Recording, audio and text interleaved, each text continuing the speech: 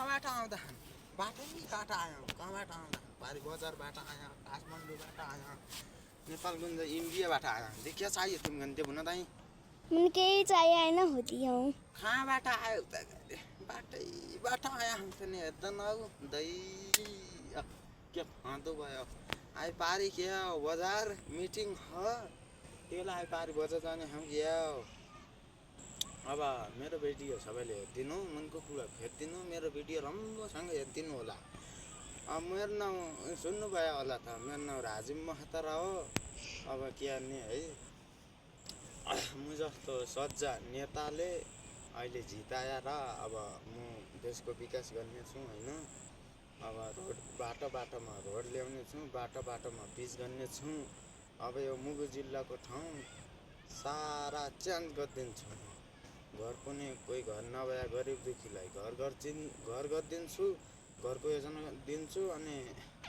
कोही थानको ऊ छ भने भाइ देउताको थानको योजना दिन्छु के गर्ने यस्तै छ अरूले जे गरे पनि म त्यस्तो गर्दैन म भोडी बन्ने नेता होइन म सारा खाना चित्त बुझाउने नेता हो म भुडी बन्ने नेता होइन त खै गरी भुडी बन्ने नेता जस्तो लाग्यो ले बोला तिमी पनि क्या बोली तो क्या बेली क्या नगर ऱ्यापी चापी थोलामा हाल्ला राम्ररी बोल्दैन क्या भने त हो अरे यही हो बोल्दै साइदी राम्ररी बोलाए जागिरी खाकि नाइ तुम छोरो मेरा छोरा नहीं तो ए अहिले मेरो छोरो नाइ त नेता जेउ मेरो छोराको न जागिरी गर्दै वक्फ गर्दै भन्न हक्टन टिके तिम्रो ठोलो के सिलाया हको भया हा यो कटम्मा छोरो कहाँ भन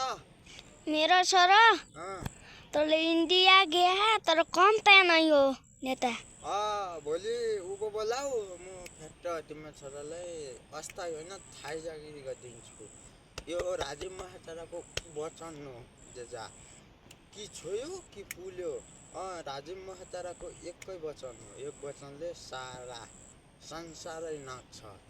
अरू जस्तो 100 वचन गर्ने मान्छे एक वचनमा बोली पक्का हो दे भोलि तिम्रो छोरो झिकाउनु पारी अफिस ल्याउनु होइन अफिस ल्याएर तिम्रो छोरालाई जागिरी बनाउने मेरो जिम्मा भयो त्यजा मैले जागिरी बनाउन सकिनँ भने पनि तिमीले मेरो थलामा मुती दिनु कि दे नमस्कार त दे हवा ओके छ ल ओके छ ओके दे हवा ओके छ यो अनि भिडियो आइतबार आउने छ दे धन्यवाद लाइक शेयर कमेन्ट गरिदिनु